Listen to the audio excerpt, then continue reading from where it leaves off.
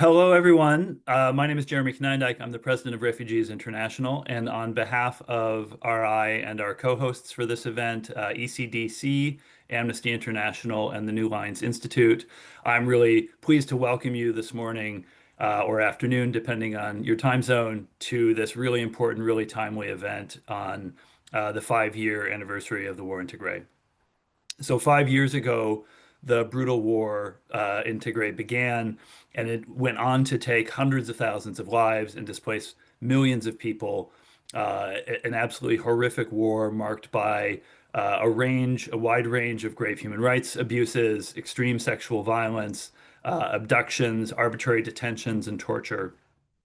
And aid was often blocked as well in Tigray during this conflict, leading to a lot of starvation, the deterioration of the health system, and other infrastructure that was decimated by the war.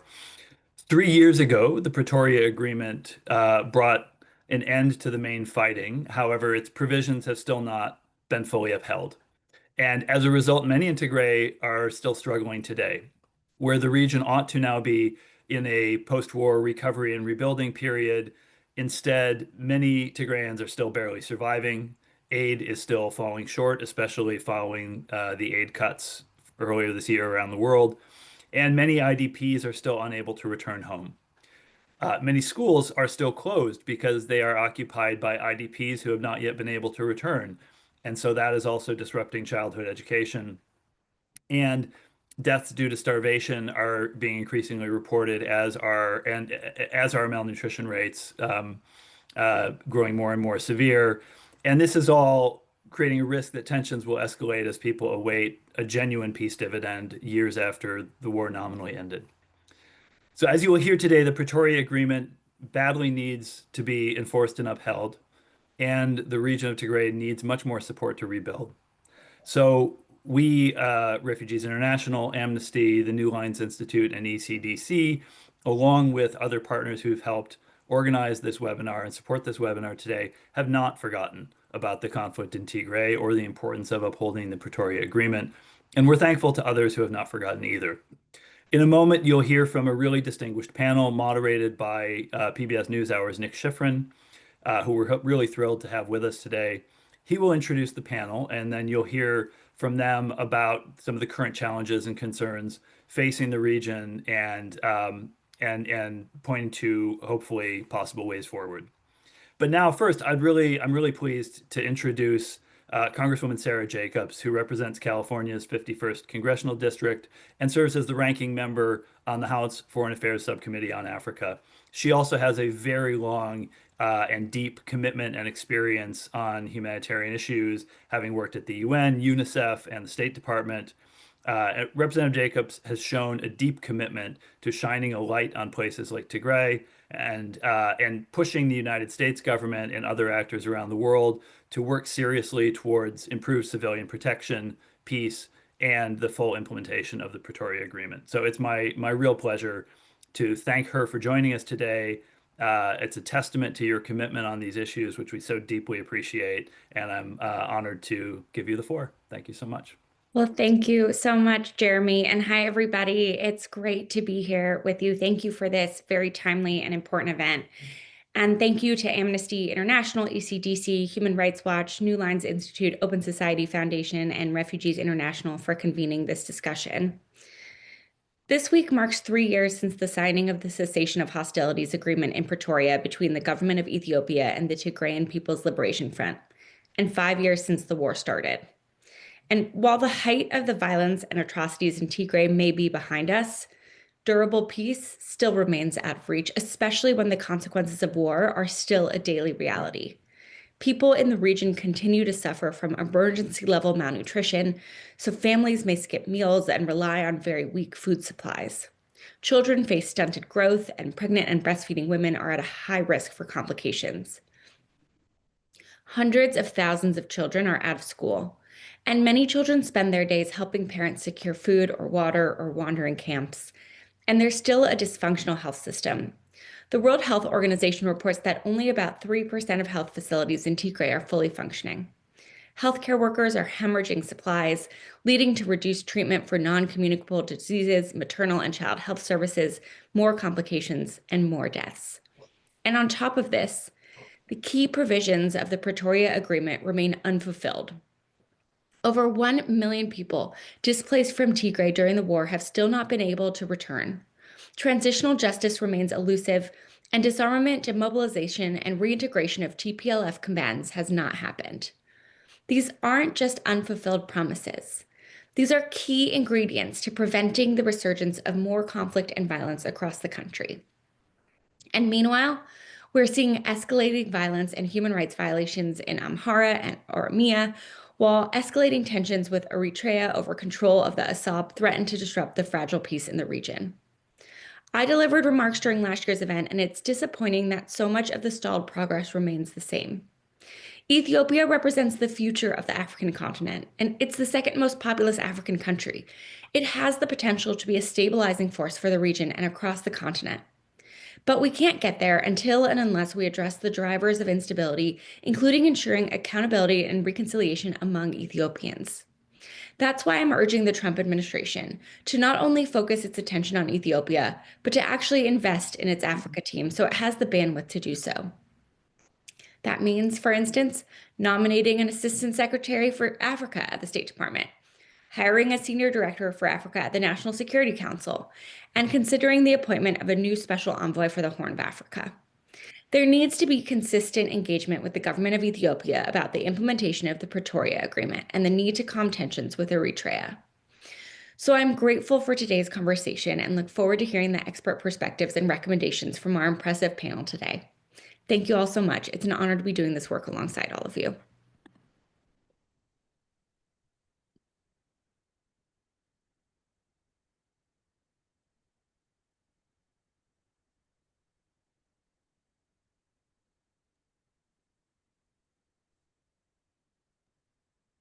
So Nick, I think we'll hand off now to you to get us into the panel.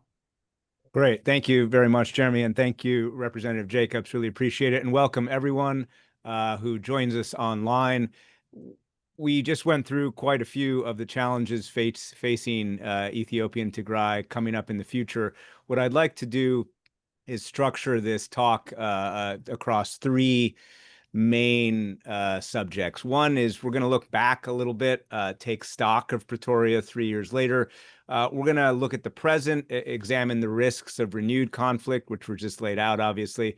And then we're going to do what everybody who throws peanuts does, give some advice to the Trump administration and to Washington about how to create a sustainable peace. And so it's a great honor to talk about all three of those topics with a fabulous panel, and hopefully everybody can see everybody. And if everyone can unmute as I introduce you guys, Peyton Knopf is Special Advisor to the Dialogue Advisory Group and former Deputy Special Envoy to the Horn of Africa. Peyton, thanks very much. Tsegede Lema is the founder and former editor-in-chief of Addis Standard Publications, a leading independent media in Ethiopia. Tsegede, welcome. And Mike Woldemariam is an associate professor at the University of Maryland School of Public Policy. So it's about 9:40. I'll probably try and go till about 10:30 or so. So we'll take about 45 minutes, structure the talk in the order that I just said, and then we'll hand it over. So please send us your questions. You should be able to do that in the question and answer form in Zoom. So Peyton Knopf, let's start with you. So as we've been saying, the government of Ethiopia and the TPLF signed the Pretoria Agreement exactly 3 years ago, signed, what, 2 days ago, 3 years ago, and implemented or began to be implemented yesterday, 3 days ago. Take stock of those last 3 years. Do you think Pretoria has set a new baseline in that conflicts can, in fact, be resolved through dialogue? Thanks, Nick, very much, and thanks to the organizers for bringing this event together, because as Jeremy said at the outset, I think it is very, very timely, given some of the challenges, significant challenges that remain. And Nick, you took the words right out of my mouth. I think one of the important legacies of Pretoria that is worth not losing sight of despite some of the risks that remain, is the fact that it did create a new baseline for the fact that conflicts in Ethiopia can, in fact, be resolved through dialogue and not military force. And when I contrast where we are now, again, in a moment that is very, very fragile and fraught with risk, with where we were in the run-up to the war in Tigray in 2020, on the positive side of the ledger, there's far more attention being paid to the risks of conflict and far more effort. And this event in and of itself is emblematic of the kind of attention that's being devoted to some of those challenges. In 2020, what we saw actually was active denial of a lot of the warning signs, including, I must say, by the US government, both career officials and political leadership in the Trump administration, the first Trump administration, that frankly you don't see now. The risk of renewed conflict is an open topic of conversation, and without overstating it, I think it's very important.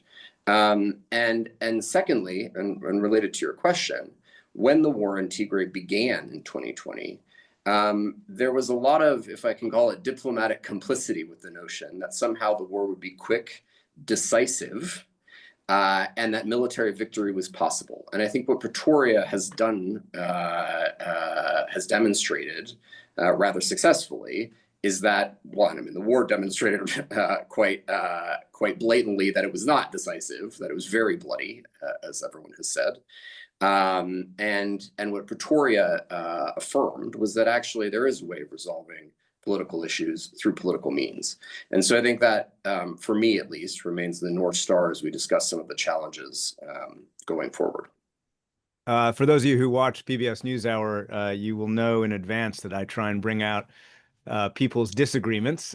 This panel does have a few agreements, but I will try my best to highlight some of the disagreements. And Chale, I wonder if you could jump in here. Do you see Pretoria 3 years later as a baseline to create a momentum that conflicts can be resolved through dialogue? Is it more, or is it more of a framework that is more of an unfulfilled piece? It's difficult to disagree with Peyton on this. I know that he has deeply been involved in having a resolution to this conflict, to this war, a devastating war, as it were. And I agree with him that there was, at the surface level, a baseline that the Pretoria Agreement brought in, and that it is worth trying to bring the two warring parties together in the same room and have a discussion. No matter how impossible it looked like at that time. However, I think I'll be very careful to flag this one as a baseline in which ending a devastating war like this could be emulated elsewhere, because what Pretoria has done, it simply largely functioned as a framework of intent rather than a realized peace. Yes, it succeeded in silencing the guns in Tigray, but not the fundamental cause of the war in and of itself. And in fact, it has further complicated the failure to follow through. The Pretoria Agreement has further complicated the situation on the ground in a way that any kind of Pretoria 2 may not be responding to that. Most importantly, Pretoria was negligent in its approach to accountability and justice.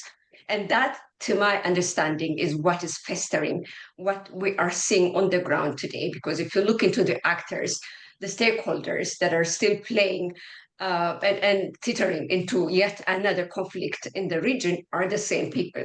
People who should have belonged to the ICC are making a call today to, threatening for another conflict. So Pretoria's failure in upholding the accountability and justice matter, and coming down to just one area, which is disarmament issues, focusing on that one, and the lack of follow through, the lack of ownership and guarantors, does not give one a confidence that this is a baseline, something that can be, emulated to address complicated conflicts such as the one that Ethiopia is confronted with. So while it silences the guns, I agree with Python there, it's not something that we could confidently say that it was something successful. Nick? Mike Woldemariam, I wonder if you could take stock of Pretoria 3 years later and let me point you in a direction. Do the TPLF and the Ethiopian government feel as though the commitments are being upheld? Well, again, thanks to all for hosting this conversation. I think many of the points that Tsegede and Peyton have made are right on the money. I think Pretoria is a bit of a mixed bag at the moment, right? I think the agreement at this point is at risk of unraveling, and we, I think at this point are staring down a potential conflict in northern Ethiopia, an internationalized conflict in the way the first one was, involving Eritrea and perhaps some other parties. And I think there are a number of reasons for that. I think the agreement itself, Pretoria itself, which is actually two separate agreements. There was an agreement in Pretoria, there was a follow-on agreement in Nairobi, suffers from some structural weaknesses. I mean, ambiguous in certain places. I think the monitoring verification mechanisms are not particularly strong. But as a result, I think both sides feel as if the other has not really abided by what they see as core commitments under Pretoria. Tsegede mentioned the demobilization question. I think that's relevant. There's the issue of territorial disputes, right? I mean, Tigray's expectation, or the expectation of Tigrayan leadership, was the restoration of Tigray's pre-war boundaries. That has not happened. There's also the question of the TPLF's re-registration as a political party and Tigray's broader reintegration into kind of national institutions. I mean, these are areas where, again, each side feels like commitments have not been abided by. But again, having said all that, and I think this is where Peyton started, Pretoria did, particularly in its first year or two, achieve quite a bit, right? When the agreement was struck in November 2022, the war was entering a particularly dangerous chapter, right? Territory was quickly changing hands. There was a risk of another sort of round of mass atrocities, big famine risks. That was all stopped, right, at a particularly opportune time. Relief flowed into the region, not enough, but a significant amount, a return of core public services. And then subsequent to that, both sides did implement, I think, some pretty difficult and what I thought would be very challenging aspects of Pretoria. There was some demobilization of heavy weapons. Federal forces were allowed to move into Mekelle by the TPLF.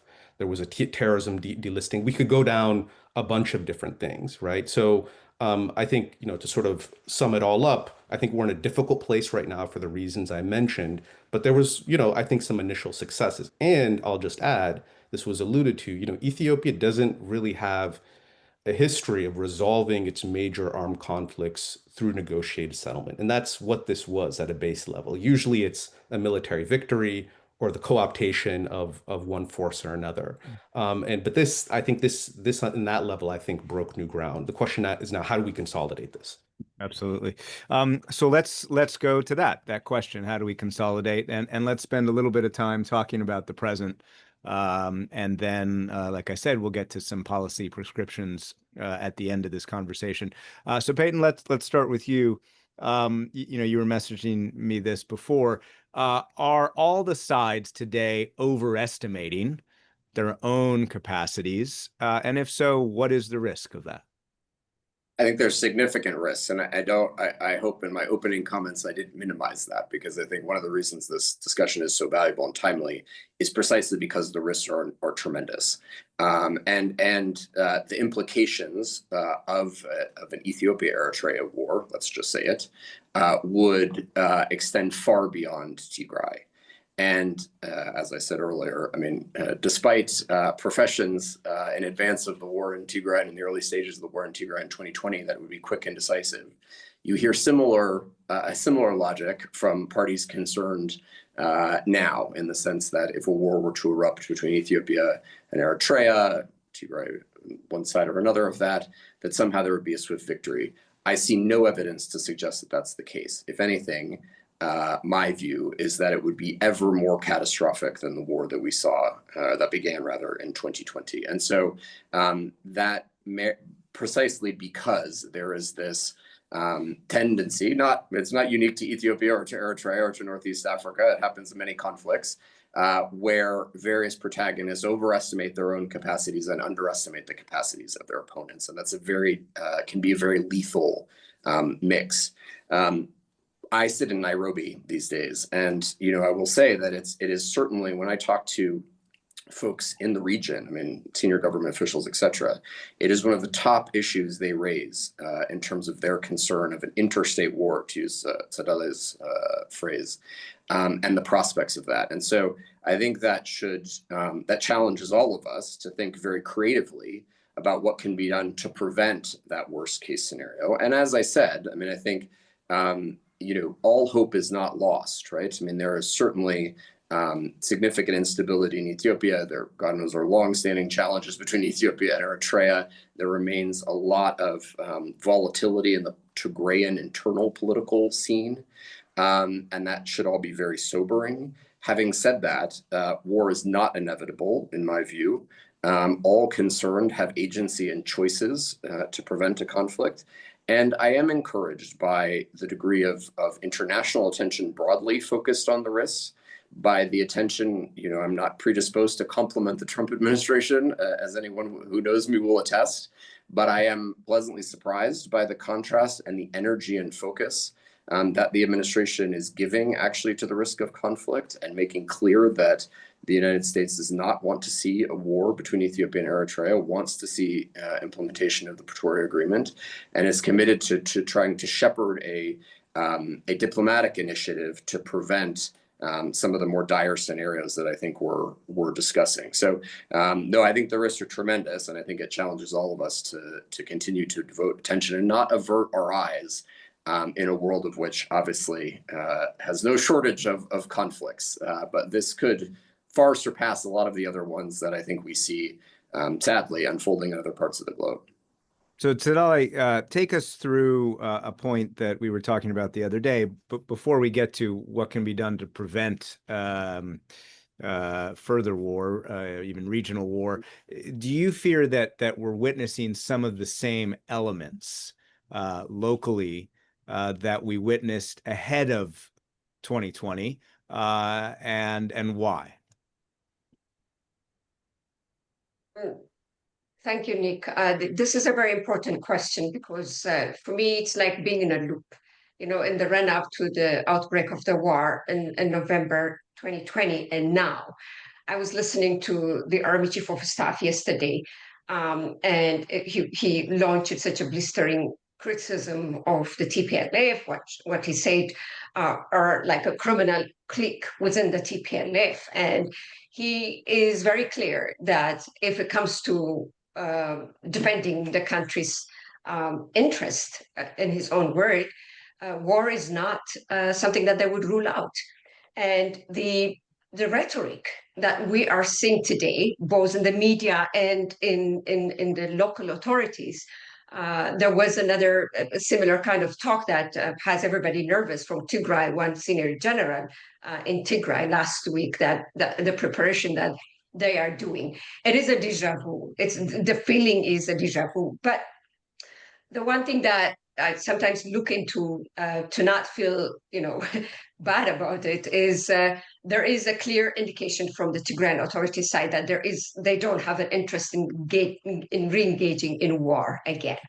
But given that in such a combustible circumstance, all it takes is for one soldier to misfire, for everything to unravel in this very tense circumstance, it is very difficult to stay optimistic about that. So the similarities of the run-up to the war, and now the rhetoric in the media and the authorities' assertion that something has to be eliminated. The army general was saying yesterday, this very criminal clique within the TPLF must be eliminated. These are his words, right? This is exactly the same word that the prime minister was saying over and again prior to the war in 2020, that he unless they are eliminated, Ethiopia will not be at peace. So once you get into that kind of political reconfiguration, you would not back down unless you follow through what it means to be eliminating the person that you or the group that you have designated as being a criminal clique, right? So there is that similarity, one. And the other is the Ethiopian authorities are very much convinced that the Eritrean regime which was in bed with them during the atrocities that they committed together in the Tigray region, are now at odds with them. And they're very convinced that the Eritrean regime is supporting Mekelle and also the armed group in the Amhara region. And there has not been any consolidated intelligence report about that, but everybody is saying that. This was exactly the same thing that they were saying about the TPLF in the run-up to 2020, when they were blaming the TPLF of arming internal violent groups in the region in Ethiopia. So similarities are eerie. They're very similar. And the media is echoing the same over and over again. So I see that similarity, and that keeps me up at night, if you ask me, Nick. So, Mike, take that last point and expand on it. Talk about the region. Do you feel, well, the alliance, we don't have the same necessary ingredients on the alliances that we had 5 years ago. So explain that a little bit. But that last point that Tsegede made of the fears of today's actions, the ingredients being the same, expand that out to the region. What do you see when you look beyond the local issues into whether the ingredients are there for a more regional conflict? Yeah, sure. I'll take the regional piece in a moment, maybe just reflecting on the parallels between, November 2020 and today in terms of the risks of conflict. I think there are a lot of parallels, absolutely. But I also think, I mean, when you sort of move beyond some of the rhetoric and posturing from the various sides, I do think there is a recognition amongst all concerned that the outcome of a conflict in northern Ethiopia, an internationalized conflict in northern Ethiopia, is wildly uncertain, very difficult to predict. And you certainly look back to the trajectory of the Tigray conflict, right, between 2020 and 2022, the wild swings that were involved. I don't think any side of that conflict predicted how that exactly would shake out, right? And I think that uncertainty has been a brake on conflict thus far, right? But when troops are being mobilized, when the rhetoric is going through the roof, the risk of a sort of inadvertent escalation, a miscalculation, I think, is quite high, and that's sort of how I think about the conflict risks at this point in time. In terms of the regional picture, look, I think it is quite likely that any conflict in northern Ethiopia between the federal government and the TPLF, components of the TPLF, will not be contained in Tigray. It will likely spread into adjoining regions, Amhara, Afar, as it did in the previous conflict. And of course, the Amhara region is in its own turmoil, political turmoil at the moment. It will also have, I think, implications for the security situation in Oromia, right? As if the federal government were to move assets to the north, that would create, I think, a vacuum in Oromia that would be quite considerable. And then you have the Eritrea factor, right? And I think something that has not been mentioned, look, I mean, Eritrea-Ethiopia relations have been deteriorating really since the Pretoria Agreement, actually before the Pretoria Agreement. Both the Eritrean and Ethiopian governments had disagreements about Pretoria. I think the Eritrean government broadly was not a fan of that particular agreement. That in conjunction with Ethiopia, the prime minister's sort of port agenda, Red Sea agenda, which appears to be targeting the Eritrean port of Asab, I think have further worsened relations. And so in that context, the Eritrean government has executed a kind of informal rapprochement, if you will, with a particular component of the TPLF as a kind of deterrent or a kind of tool in the event of conflict, right? And it's not only in Tigray that the Eritrean government has pursued this kind of approach. I think there are signs that and again, as Tsegede noted, the intel on this is not, it's not clear, but we think they're doing this on Amhara region. There is a kind of proxy maneuvering between the federal government and the Eritrean government in the Afar region as well. And I think the goal of the Eritrean government is that if it comes to conflict, if it is about the Red Sea, then the conflict, in their view, should, if they can, should be kept in Ethiopia, right? By activating these alliance partners, if you will. Now, of course, from the Ethiopian government's perspective, this is all quite dangerous, right? And for them, Eritrean involvement in Ethiopia, but particularly Tigray, is a red line, right?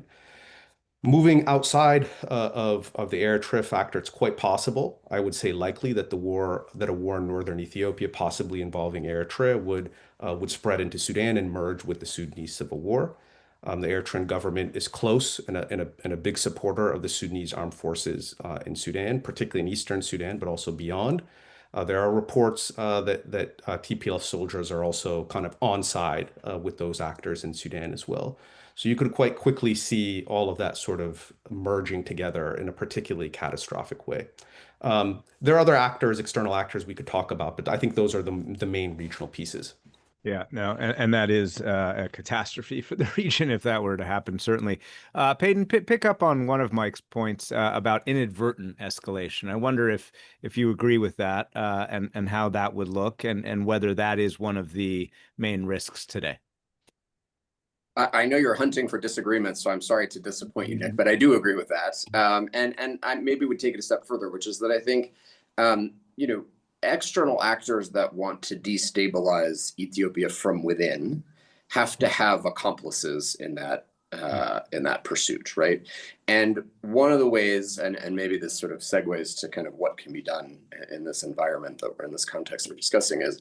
Well, we've got plenty of time for that, so keep very good. But just to say that I think the more effort that is devoted to helping Ethiopia come to peace with itself, the less room to maneuver, and I think Tsegede and Mike were both alluding to this as well, the less room to maneuver there is for those outside Ethiopia to pursue their own agendas inside the country, right? And that is true inside Tigray. I mean, we've been talking about the volatile political situation there, but it's also true in other parts of the region. And again, without sounding sort of overly sort of boosterish for the Pretoria Agreement, I do think Pretoria was a step in the direction of demonstrating that dialogue can be successful. And I am old enough to know, having spent a lot of time personally and with a number of other colleagues, beating our heads against the wall in the course of the Tigray War to persuade folks to have negotiations for months and months and months and months,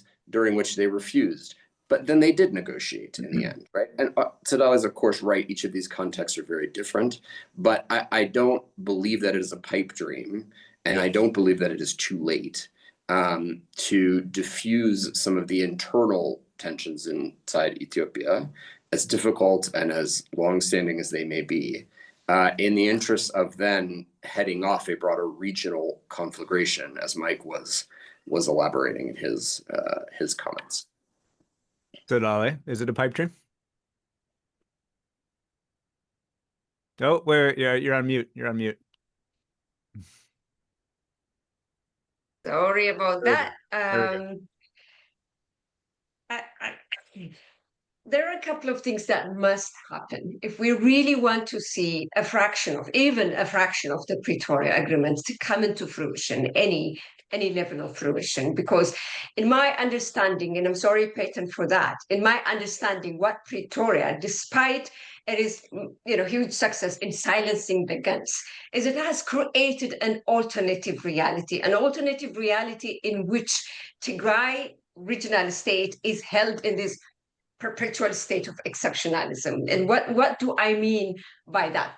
Other than what I said earlier of the lack of accountability that is breeding and threatening for a renewal of another conflict yet, it has created the war in the Amhara region. It's directly responsible for the ignition of the war, even though the tension was already there politically. These are parties that came together, that have signed an alliance of war pact against the Tigray region.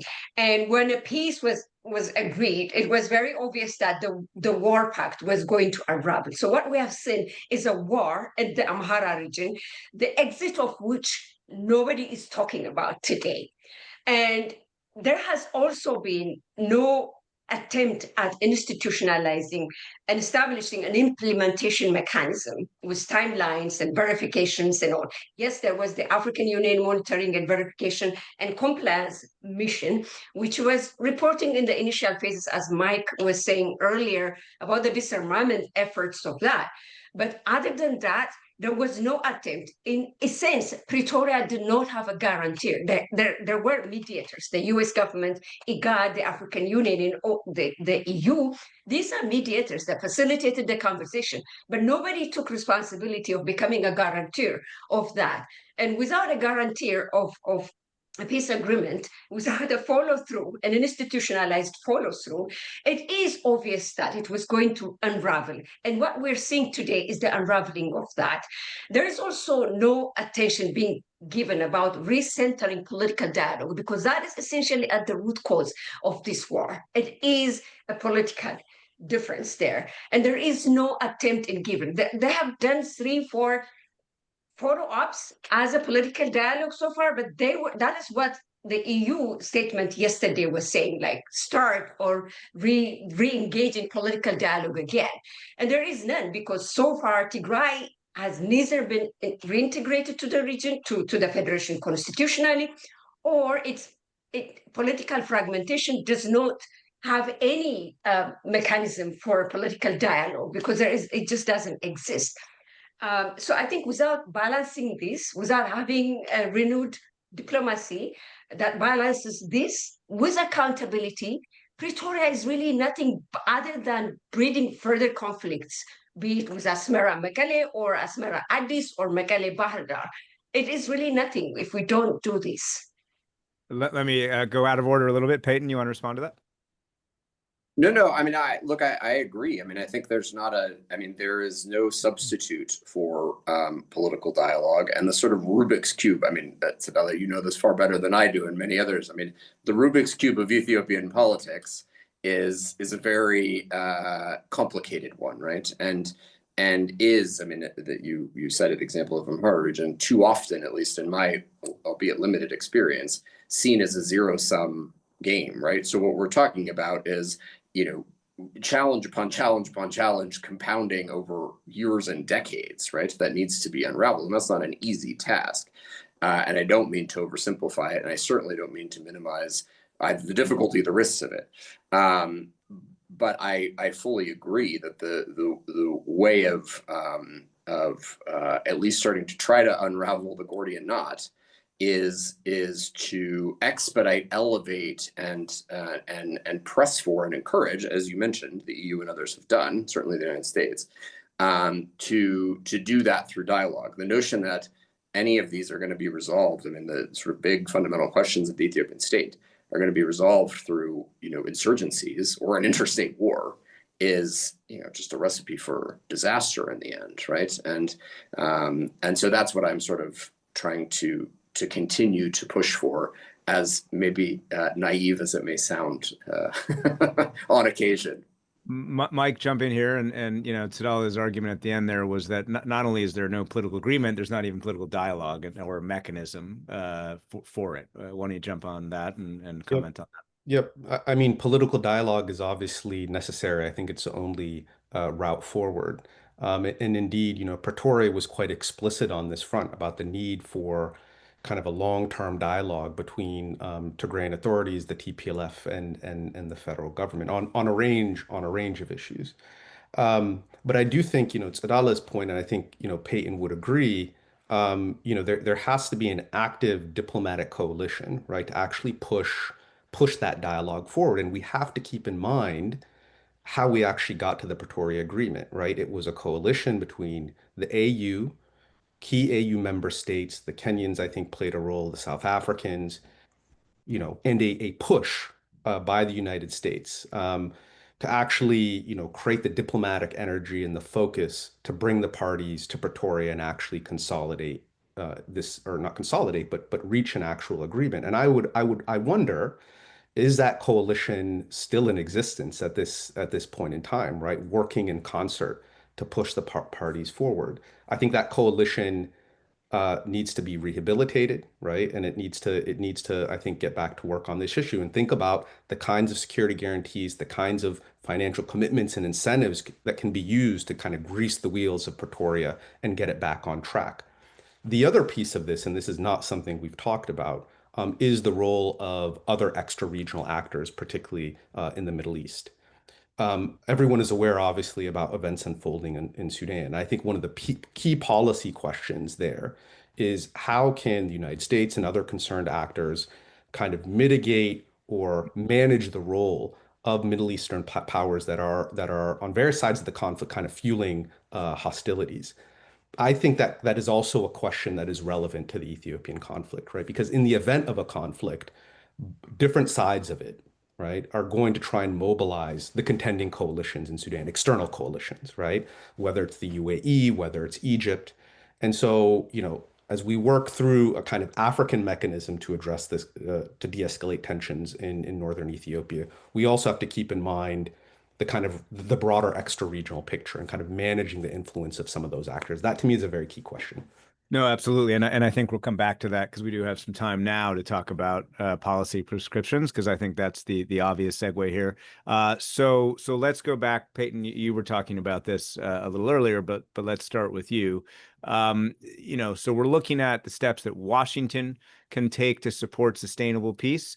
So talk about that. And to Mike's point, is there a coalition that exists out there that might help push?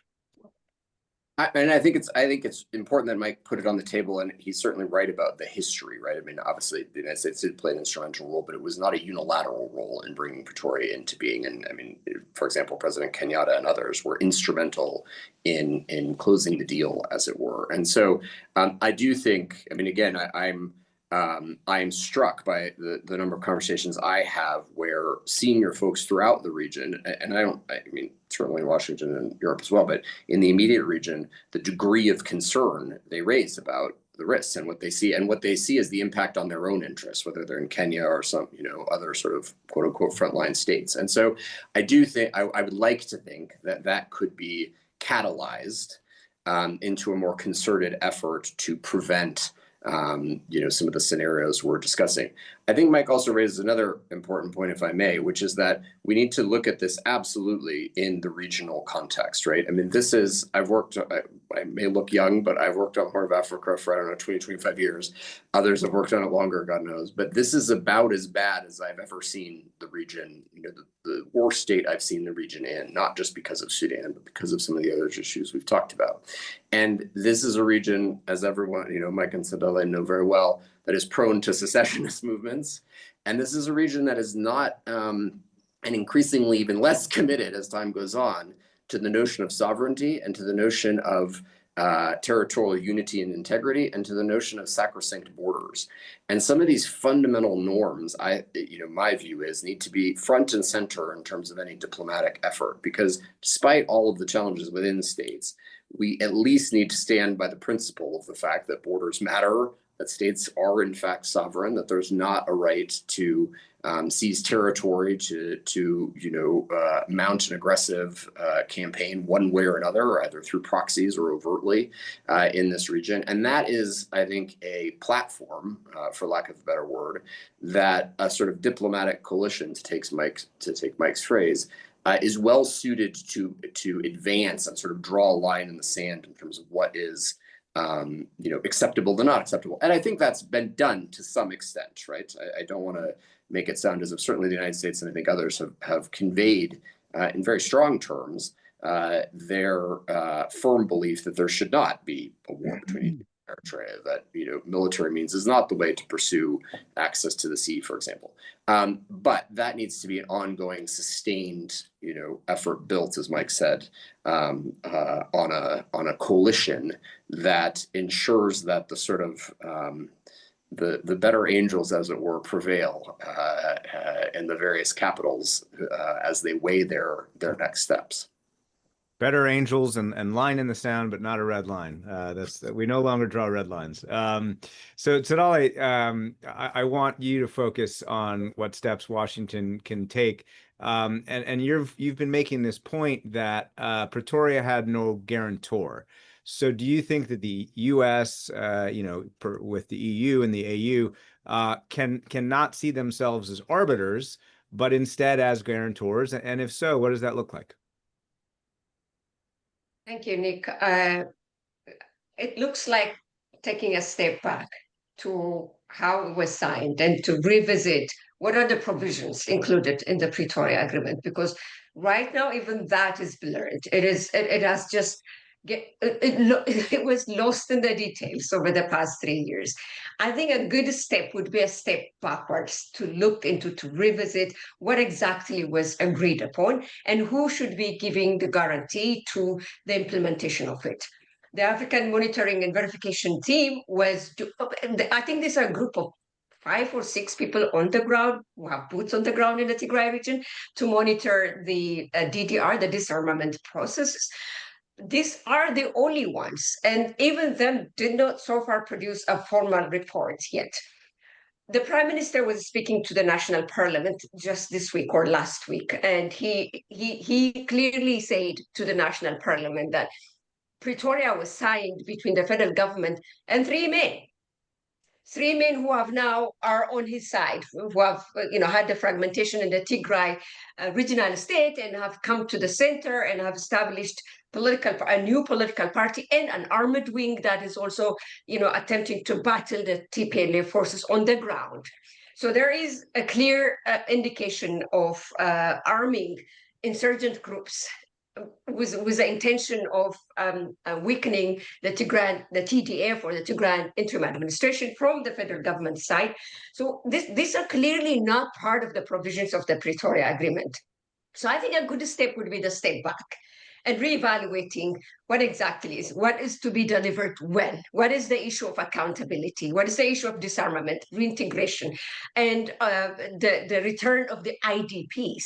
It has become a political pawn nowadays between the authorities in Mekelle and in Addis, especially in Addis. What is responding to the Tigray's pre-war status mean? Because that is also being spelled in the Pretoria Agreement. So there's no follow-up whatsoever. What does it mean when the Ethiopian Electoral Board automatically cancelled or disqualified the TPLF, which is one of the signatories of this process, as an illegitimate political party, having it trapped into this bureaucratic attrition instead of a political discussion for whatever accountability mechanisms that need to be happened within the TPLF. What does it mean when the electoral board cancels and liquidates the existence of a political party, which is a party to the agreement itself, right?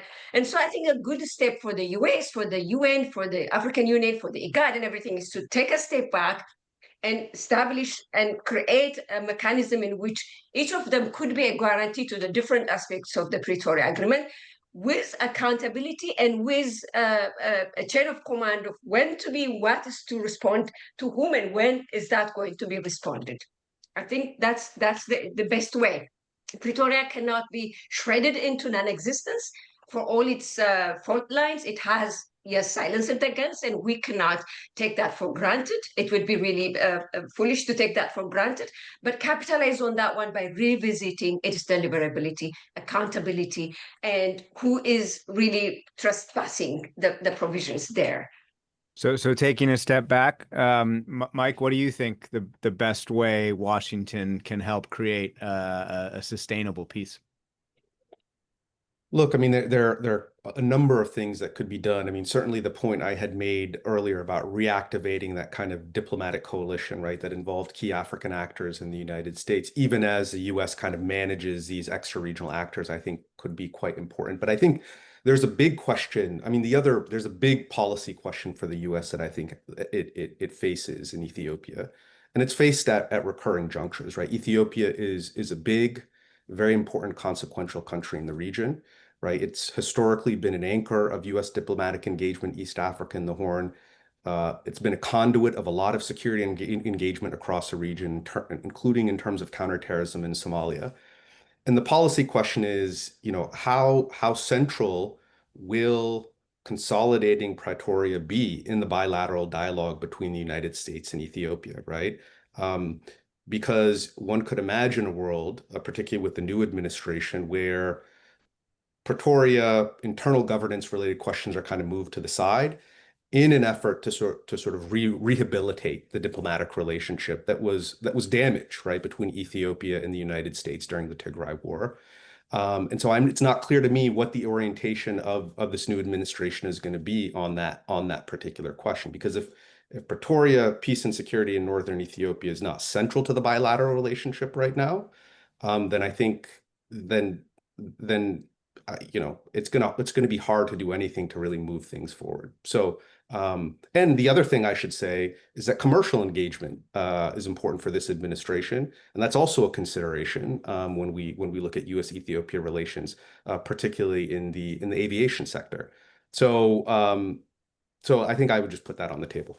Peyton, I wonder what you think of that. It is a little bit hard to know what the priorities of a President Trump would be when it comes to being offered options for what to do next in Ethiopia. But we do know that in other occasions, even with Russia, Ukraine, Mike was just saying that there's an interest in business and commercial operations. The president has very clearly prioritized peace, has prioritized another tick on his arguments for the Nobel Peace Prize than anything else. So I wonder if you think at this point there is an argument to the president to be made that would tap into his very, very clear public desire to have, I solved that one, I solved that one. Well, give me another one I can solve. Yeah, I mean, I wouldn't presume, I mean, having for a number of reasons, but including that I was a Biden appointee, I wouldn't presume to know how best to persuade President Trump to engage on something. But I will say this, Nick, there was a very interesting letter a few weeks ago that I think was subsequently leaked or made public from the Ethiopian foreign minister to the UN Secretary General. And part of that was expressing concern about what obviously Addis Ababa perceives as Eritrea's malign activities inside Ethiopia. But there was a section in that letter that professed a desire for a broader discussion on commercial connectivity in the region, on economic integration and cooperation, infrastructure, et cetera. And, we've seen from the Great Lakes, for example, and I mean, you mentioned even Ukraine and minerals, this does appear from the outside to be an administration that is very interested in business, and it is interested in commercial, has commercial interests and promoting both American interests, but also, leveraging commercial and business interests for stability and for, as they define it, to promote peace. And I do wonder in the context of not just with regards to Ethiopia and Eritrea, but more broadly, and there's been discussions on this for some years, frankly, about the need for greater economic integration in the Horn of Africa as a means of at least containing some of the interstate conflicts that then tend to become intrastate conflicts. And I do wonder if this is an administration that is predisposed to embrace something along those lines and to take the opportunity of what the Ethiopian foreign minister, and again, others have proposed, as a part, not a silver bullet for any of the problems that we're discussing. There are plenty of other, issues that need to be dealt with. But if it couldn't be a component of an overall strategy to promote de-escalation in the first instance, to sort of ease tensions a bit, to reinforce, as I was saying earlier, the respect among the states in the region for each other's sovereignty and territorial integrity and their borders, and ultimately to head off some of the more dire contingencies we've been discussing. So, I think it is possible to sort of build on that. It's, some version of this has been an element of what the president and his special envoy Mossad Boulos and others are attempting in the Great Lakes, as I mentioned, and folks will be aware of. It's perhaps too soon to tell whether that will bear fruit. But my view is, this is a time to be creative, right? And to explore any range of options that could contribute to stabilizing the situation. So I think that's absolutely should be a part of the discussion.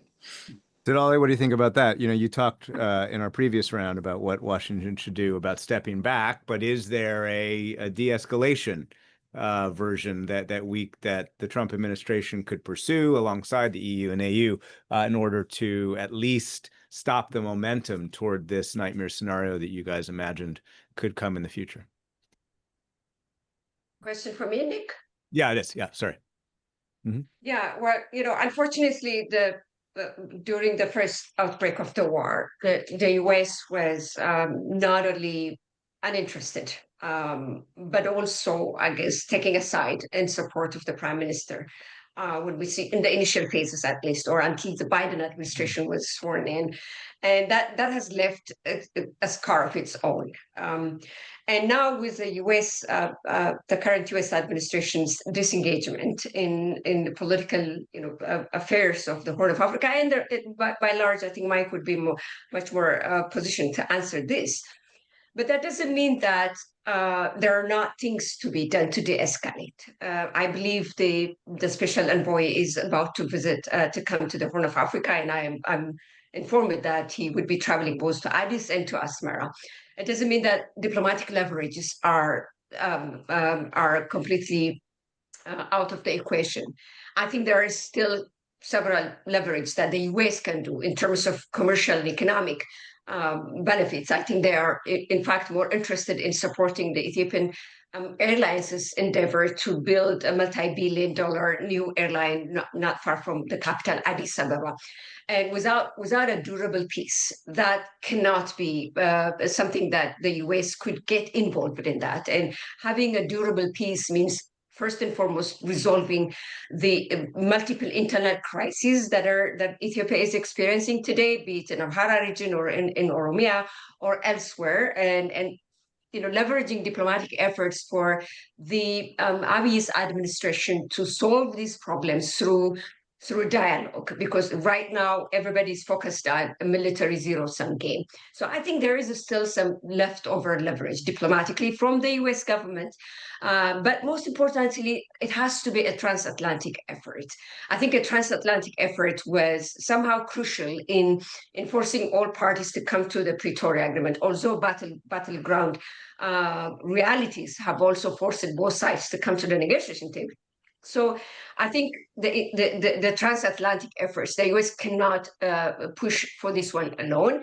So the best course to follow through is to have the transatlantic coalition again and leverage whatever diplomatic mechanisms are, instruments are there. And I think it's not over. It can still be pursued. Nick. That's a quite positive last line there. Mike, why don't you take have the last say here? Do you see the possibility of transatlantic leftover leverage, I think, as Tsegede put it, and can that be effective? Sure. I mean, obviously, if you can coordinate a transatlantic position on Ethiopia on broader Horn questions, I think that would be helpful. I think in the past, we have seen some coordination, but also notable differences. I think there were gaps between the United States and the various European partners on sort of their approaches to the Tigray conflict. Certainly, once we got to the Pretoria talks, the Europeans and the EU in particular were kind of marginalized in that entire process. But look, I mean, stepping back from this, I think, there are a lot of different proposals one could put on the table with respect to international engagement. I think there is a lot of scope for international engagement and sort of facilitation of dialogue, particularly between Eritrea and Ethiopia, because this is effectively an international dispute, right, at this point. I think on the Tigray question, broader internal conflicts in Ethiopia, it's a more complicated matter, in part because I think the Ethiopian government, from their perspective, I mean, their overall feeling is they don't really want to internationalize these conflicts, right? I think they've seen, for instance, international involvement and attention in the Tigray conflict in the past as being a problem, right? So one has to think of models of international engagement that are also going to be acceptable, right, to the Ethiopian government, right? Because they don't want too many international parties really in the mix, right, of the engagement between themselves and other domestic actors. So that's like a hurdle, I think, that's going to have to be overcome. Interesting. All right, we bang on 10:30. Look at that. It's almost like we planned it. So we're going to shift to the question and answers section here. We've gotten quite a few. Thank you. We'll try and get to a number, and my colleagues here are helping me sift through these. One of the in the question and answers has been that we've done a little bit of symptom analysis and not enough on root causes. So for fear of opening up its own lecture, Tsegede, can you take us through very briefly what you think some of the root causes are here? You've touched on this throughout your answers, but just to make sure that we, as part of this conversation, we acknowledge the root causes, before we get to either the solutions or kind of the status of things in the present. So just take us through what you see as some of the root causes to how we got here, very briefly, please. Well, yeah, well, it's been 5 years, and what happened since the Pretoria could make this issue completely get lost in the details. But I think in one phrase, the root causes is political, right? And in the simplest form of it. But and the more complicated aspect of it is, I think it is the way in which the prime minister wanted to reconfigure the Ethiopian state and its identity. And the roles that the TPLF played in 1991 during the last reconfiguration of the Ethiopian state and the governance mode, the constitution, the federation, the state identity itself. And Abiy wanted to reconfigure that completely. And when the TPLF's late EPRDF regime collapsed under the pressure of popular protest and uprising, when they went to the Tigray region, then the physical distance became also the political distance between the two parties. And there was less and less reason for the two of them to discuss and have a common understanding, because the vision both have for the identity and nature of the Ethiopian state cannot be reconciled. So ultimately it boils down to the political. This is the politics, but also it's the way the prime minister wanted to reconfigure the Ethiopian state, which didn't sit, particularly the one aspect that the Tigray people and the TPLF espouses throughout its existence is the right to self-administer. And if you trace back to the chronologies of the outbreak of the war, it happened just 2 months after Tigray unilaterally held an election for the local council, which didn't sit well with the central government led by Abiy Ahmed. And then they get into this mutual delegitimization politically from both sides, because the Abiy regime did not want to have election at that time. And so that has then added fuel to the differences of visions and for the identity and the nature of the Ethiopian state that both of them had. So, but ultimately, in the simplest form of it, it is political, but deeply, if you look into it, it is a difference of vision for how they wanted to, envision the Ethiopian state to look like. What is the place of Tigray in the Ethiopian state under the prime minister's vision of centralizing power? So if you look into those aspects, you get into the more complicated differences of that. But ultimately, it is a difference that cannot be overcome through a good faith negotiation between both parties, which doesn't exist and continue to exacerbate the difference, hence. Nick. Excellent. That was excellent. Thank you. All right, Mike, we've covered this question a little bit, a few times throughout, but we've gotten quite a few on the international aspects of this. And so let me just ask this version of this: how should it or how to interlink the situation in Sudan and stability in Tigray and Ethiopia in general? It's been, mentioned, and of course, as we're all following, the eruption of the RSF seizing Al-Fashir in Darfur and the horrors that I think we still only know just a little bit of. But the question is, considering the expected, quote, second round of conflict as the RSF is moving forward in Darfur. So the question is about interlinking the situation in Sudan and Tigray and Ethiopia in general.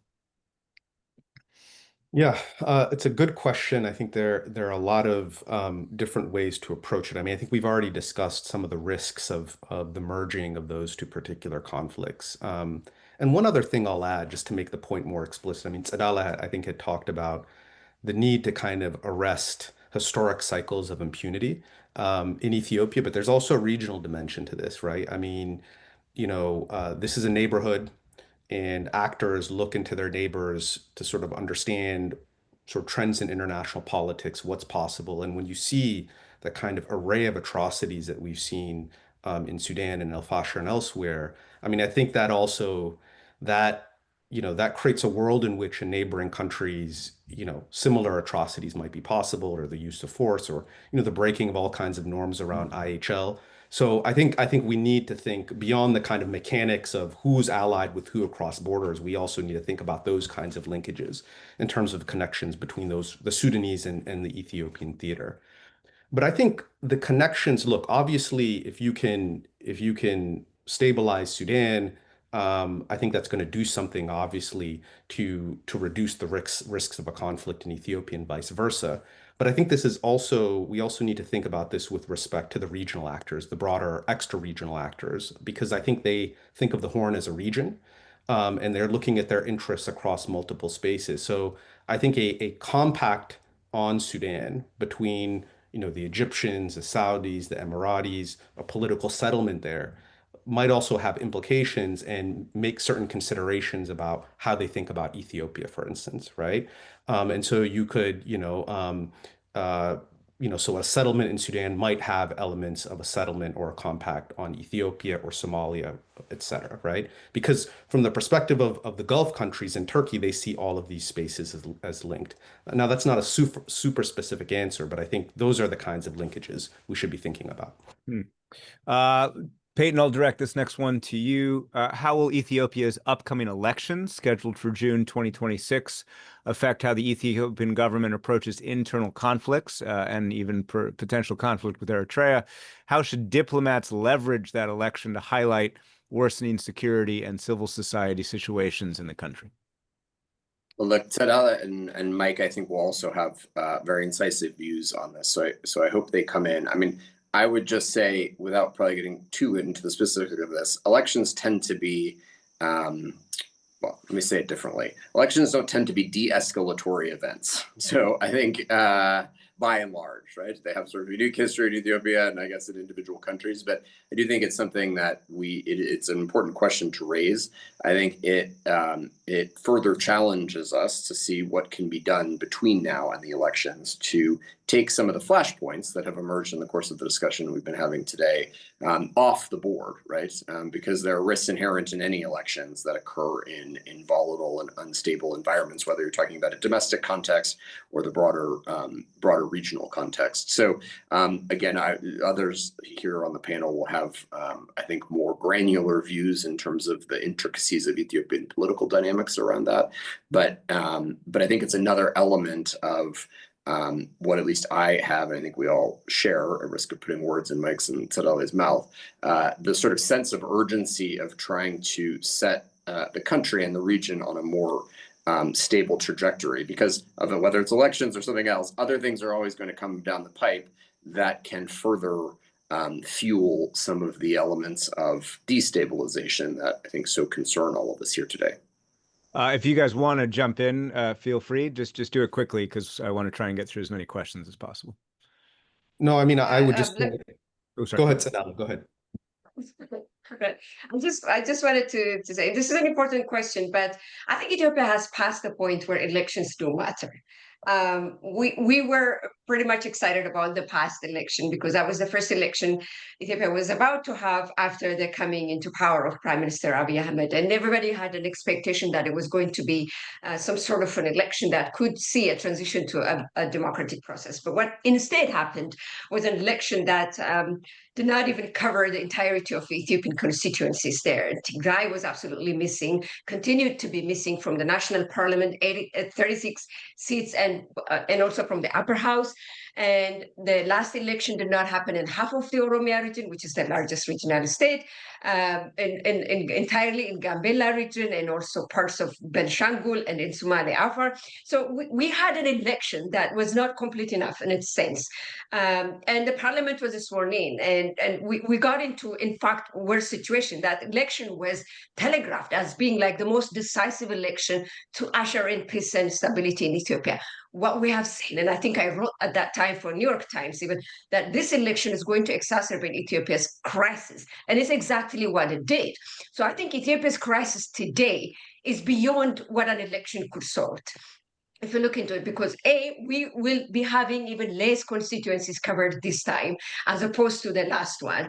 As opposed to half of Oromia, I think majority of the Oromia regional state could be inaccessible for electoral authorities to conduct a peaceful and fair election. Amhara region is entirely engulfed by the ongoing war, which the government again said was going to take just 2 weeks to resolve. But we have now entering the third year, and there is no indication that the government is taking this conflict seriously, to have a dialogue and to have a peaceful resolution to it. The Prime Minister branded it as a destabilization by a few, I don't know, road robbers or something like this. So there is the lack of seriousness. So the entire Amhara region is engulfed with that kind of crisis. So what does election mean in this circumstance? We don't know if the electoral authority is ready to have the Tigray region participate in the election so that it could be reintegrated back to the federation. So I think Ethiopia's crisis is past an election can solve at this moment. Over to you, Mike. I mean, I agree with the points that have been made. The only other point I would add is really kind of the historical one, which is one of the major accelerants of the conflict between the TPLF and the federal government in 2020 was disputes over elections, right? And so that's a warning sign, I think, as we move forward to upcoming elections. And the way I see it at this point, it's quite unlikely you're going to have elections conducted in Tigray, and so you're going to have, again, a state of exception, as it was called by Tsegede, basically a interim administration in Tigray of sort of questionable, perhaps legal standing, and that's kind of an unsustainable situation, I think going forward. So I think, again, I'm quite concerned about all of that. Peyton, let me go to a different topic from the questions. I'm going to combine a couple here. Peyton, can you speak to the role USAID played ahead of Pretoria, including the implementation of Pretoria, and where does the shuttering of USAID, or how does the shuttering of USAID affect any further efforts in the diplomatic space, but also, of course, just providing the assistance that so many IDPs need as well? Yeah, I mean, unfortunately, Nick, I don't have the numbers in front of me to answer that with the level of precision that I would like to, but unquestionably, the shocks across, I mean, it's not news to anybody listening in today, I assume, but the shocks across the global humanitarian and development system caused by the Trump administration's destruction of USAID are incalculable. And that is certainly true in somewhere like Ethiopia, right? Each country obviously has its own kind of history and relationship with USAID and with US foreign aid more broadly. But it certainly, whether it's even when you look at the issue of IDPs or refugee resettlement back into Tigray, I mean, these large UN agencies that would have to be called upon to facilitate any of those returns have been deeply damaged by the foreign aid cuts that the Trump administration has enacted. So that's, of course, not limited to Tigray, it's not limited to Ethiopia, but it certainly has had an impact. In terms of implementation of the COHA, of the Pretoria Agreement, I maybe will just say one thing, which is that I was shocked at the time in how slow the international system broadly, inclusive but not limited to USAID, was in terms of responding to the humanitarian conditions that existed in Tigray when the Pretoria Agreement went into effect. As I think was said at the beginning of the discussion, the Tigrayan people had, of course, endured tremendous suffering in the course of the war, and very limited, with a couple of windows of exception, very limited access for USAID and its partners, for other donors and their partners, for the United Nations, into Tigray to attempt to mitigate or alleviate that suffering. And then when access actually to Tigray was opened, the international community, and this predated, in full fairness, certainly what's happened to USAID under the Trump administration, the international community, in my view, is very, very slow to seize the opportunity of that access to then respond to the enormous needs at scale and as expediently as one would have hoped. And I think that it was a tremendous disappointment for me, but never mind for the Tigrayan people, and something that I think we should not lose sight of, and hopefully is not repeated. I think there's also a great need to think about in this aid environment, again, not just because of USAID, but other donors, major donors are cutting their foreign aid budgets significantly across the world. If we were to have the sort of nightmare scenario that we're talking about, the likelihood of a humanitarian response at scale, irrespective of the security and political conditions, is not very high. And so that also, I think, is a sobering reminder of what the human cost could be of war, were it to erupt. Yeah, fascinating. Tsegede, a question for you that actually relates to that, and especially with IDPs. The question is, you mentioned IDPs being used as a political pawn. Who is responsible for implementing the return of IDPs as outlined in Pretoria? Is it ultimately the Ethiopian federal government's job to enforce that? And why then has no progress been made on that front? Yeah, thank you, Nick. That's one of the really key sticking points that is creating a lot of tension at the moment. Technically, the Pretoria Agreement has it that the withdrawal of foreign forces that are occupying parts of Tigray today was the responsibility of the federal government. Article 10 of the Pretoria Agreement insists that the disarmament of Tigrayan forces need to happen concurrently with the withdrawal of foreign forces. It mentioned their foreign forces because Eritrea could not have been mentioned at that time, but also the Amhara militia that are controlling western parts of Tigray, and this is an area where one of the most egregious ethnic cleansing and deportation by force took place, according to even the report by the State Department. So technically speaking, the federal government was responsible to oversee the return of the IDPs, which means that the federal government need to oversee the withdrawal of foreign forces from the Tigrayan territory, and that would see also the Tigrayan territory restored to the pre-war status. IDPs could not be returned so far because these areas still continue to be controlled by both the Eritrean forces. I think even though there are some different aspects there, but particularly the western part of Tigray. There have been an attempt with the local authorities in the past. They have tried to relocate the IDPs to these areas, but the security of the area is still under control of the same forces, the same actors that are accused of committing that egregious ethnic cleansing. For example, Colonel Demeke, who has been named by the Human Rights Watch and Amnesty International as being the perpetrators of the ethnic cleansing in Western Tigray, is still administering the area with the support of the federal government. So this has complicated the return. And the Tigrayan authorities insist that the administration of these areas must be secured first so that the security of the people that are returning to their areas could be safe. As they have seen it in the past 3-4 times, there was a redisplacement of these victims of IDPs by relocating them there without having security clearance, without having the areas being administered in a safe way, and with still having those officials accused of committing those ethnic cleansing crimes still in charge with the support of the Amhara regional government and also the federal government. So that has complicated further the process of returning the IDPs. And the TPLF doesn't see a safe passage while this arrangement continues and the status quo still has not been returned according to the Pretoria Agreement. They don't see returning the IDPs. They see that will again expose them to further vulnerabilities than even they have seen it. And experience tells them the same. They have done that 3 times and the people were redisplaced again. We've been reporting on that one. So I think the key sticking point here is the federal government's inability or unwillingness to be able to restore the areas under the Tigrayan administration and have elections take place there so the people could elect whichever way they wanted to elect. So the failure to implement those issues, especially withdrawal of those foreign forces, has prevented the return of IDPs, and that has in return created the political tension that we're seeing today. Question, I think. Oh, Mike, do you want to jump in? Sorry, you're on mute. Sorry, just that was, I think, a great analysis. Maybe 2 other points.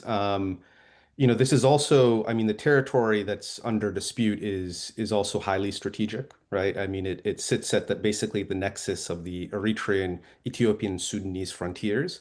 And one of the reasons that territory was occupied, there was a priority on occupying that territory fairly early on by the Ethiopian government's coalition forces, was because it basically blocked the TPLF's access to Sudan. So there is that strategic, I think, consideration and some underlying economic interests at stake there as well in terms of highly valuable cash crops and so forth. So there's a whole political economy of conflict in that region. I think that is important. Those are just the two things I want to put on the table. And in fact, that's a segue to the next question that I was going to direct at you, Mike.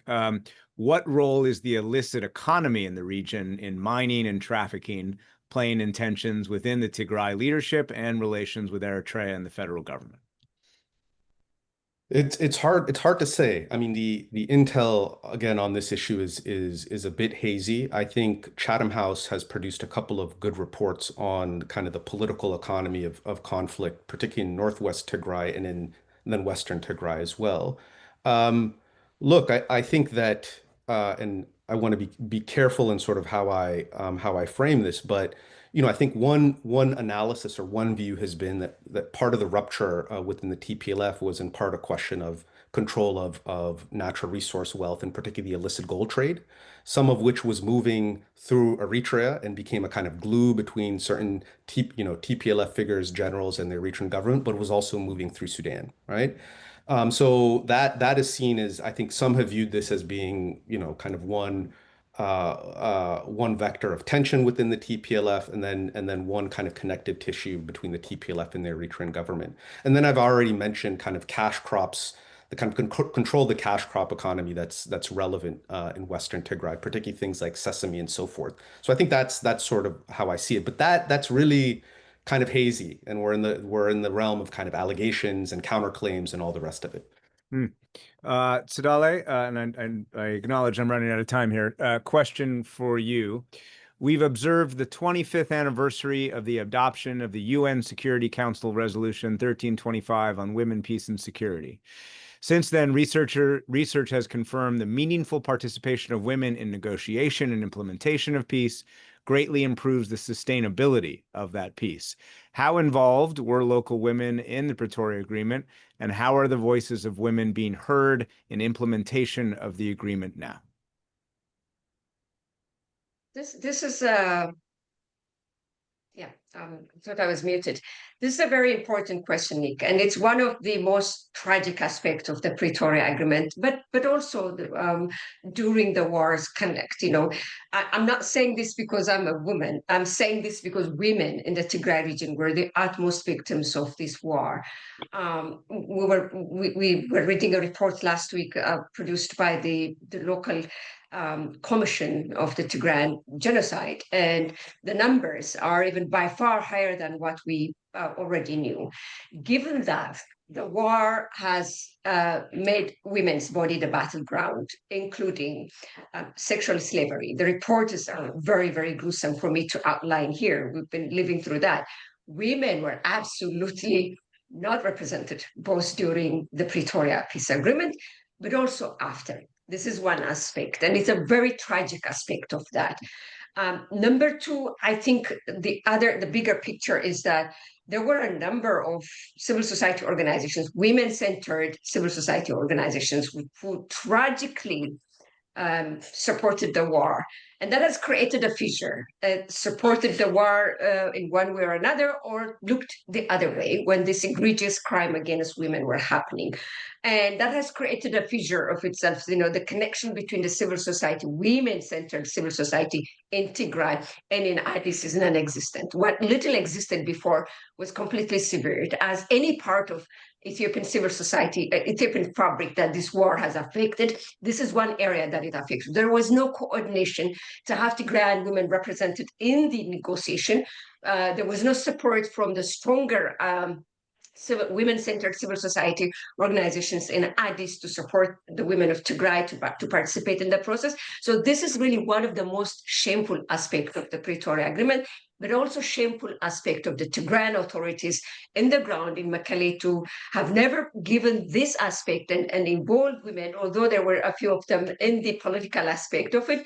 This is a completely neglected area. So as important as the women participation, in fact, the first person who tried to mediate when the war broke out was a woman, was Ellen Sirleaf Johnson, right? So there was an active participation of women in interest in ending the war.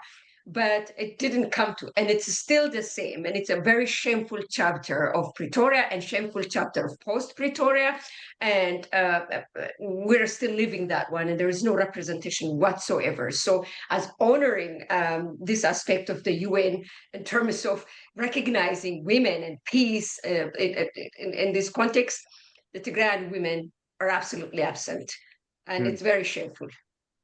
We are running out of time, and we've tried to get to as many questions as possible. I apologize already for missing some of them. And so at risk of leaving us with an optimistic note, Peyton, let me just come back to you. We talked about the nightmare scenario moving forward, but you also said that you thought war is not inevitable. And so why don't you just end our panel here with that point and reemphasize that and why you think that is.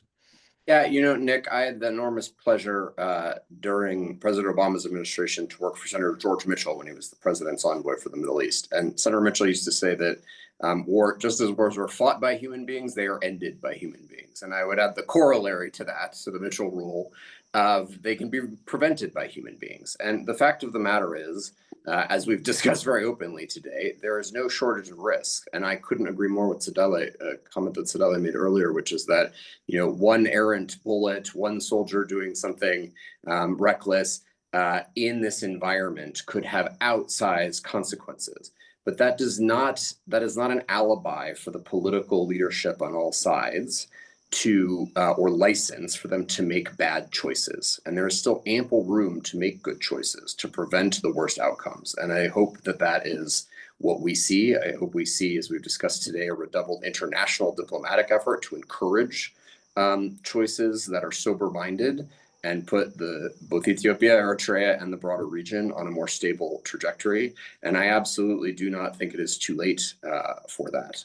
And I hope it's something that we see in the coming period, because it's certainly in the interest of the region. I also continue to believe it's in the interest of the United States to not see a broader conflagration emerge.